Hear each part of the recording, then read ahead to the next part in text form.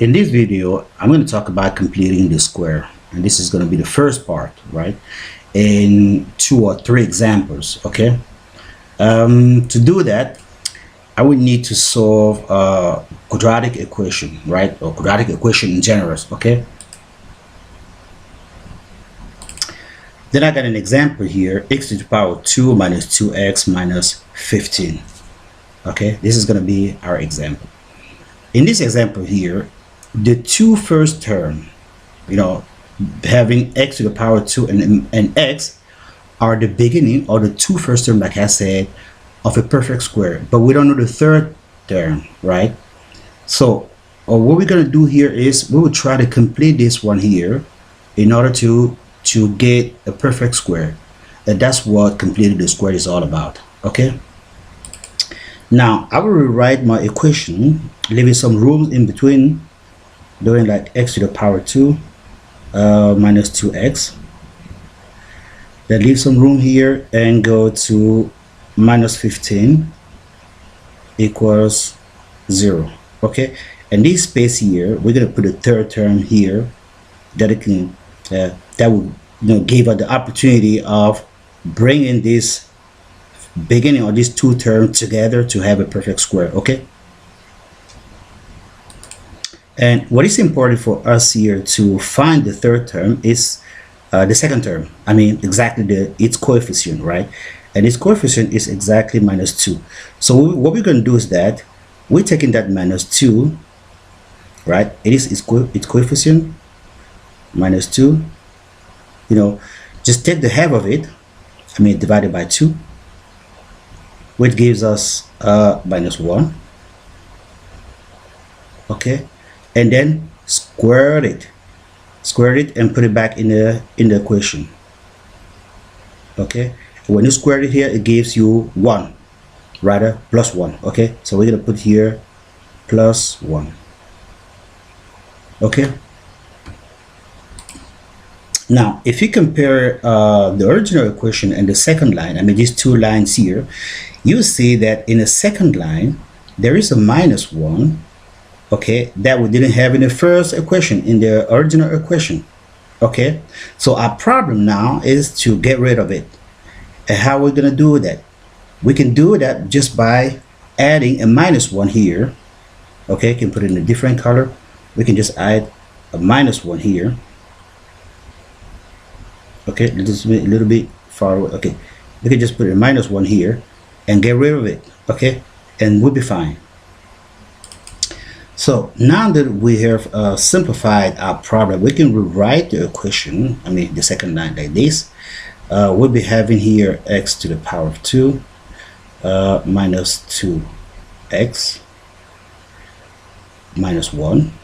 We'll put a parenthesis here, because this here is a perfect square. So okay, and minus, or we can even get rid of the loser. You can put the lose number and move them to the other side. So this is going to be minus 16. It gives us to the other side 16. Okay, and this term right here, as I say, it's a perfect square, and it gives us x minus 1. No, it was a plus, sorry, I got a plus here. I don't know what happened here. It is plus here, and there also plus. Yeah, of course, because I squared it here and it gave me plus. Okay, so it is x minus 1 to the power of 2. That's a perfect square. Okay,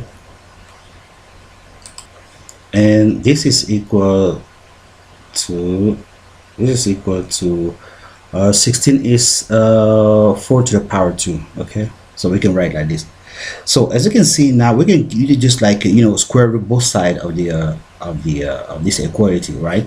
So therefore we're gonna have on this side, if I just put like a square root both sides, I'm gonna say put a square root on this one here like this, and then put a square root on that one there. Okay, so that's gonna give us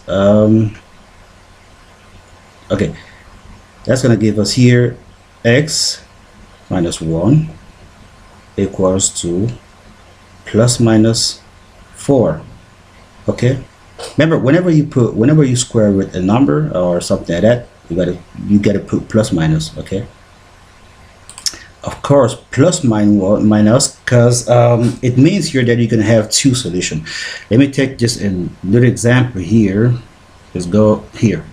Okay, when you have minus 4 to the power of 2, it gives you 16, right? But if you also have 4 to the power of 2, you're gonna have 16.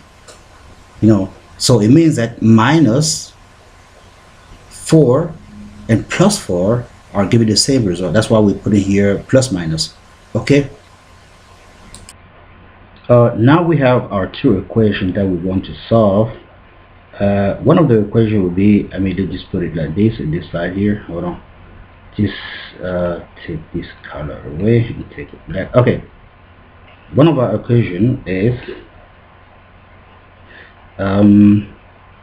x minus 1 equals to minus 4, and the other one is x minus 1 equals to 4. Okay, now in the equation 1, I'm going to add positive 1 here. We take a different color. Okay, I'm going to add positive 1 here and positive 1 at this other side. So that would give me minus 3, and here I'm going to put positive 1 and positive 1. This is going to give me here 5. Okay, this is one of the solution of our equation, minus 3 and negative 3, and the second one is 5. Okay, and we have in here negative 3, one of the solution of our equation. So we can write here x equals negative 3, and the other solution is x equals 5. Okay, and you can even just plug, if you plug minus 3 and 5 in the original equation here inside here, okay, you're gonna get 0. Okay, just kind of to prove it. Okay, like I said, if you plug these two values, x1, x minus 3 and x5, back in our original equation, you'll get 0 out. Okay, so that's it for the verification. Okay, we're about to prove. Okay guys, that's it for this video today. In my next video, I'm gonna give x to the power 2 a coefficient, okay, to make it a little bit complicated or exciting. Okay, so if you want to see that, stick around so that this example is going to be coming out soon. Okay, thank you for watching again, and bye bye.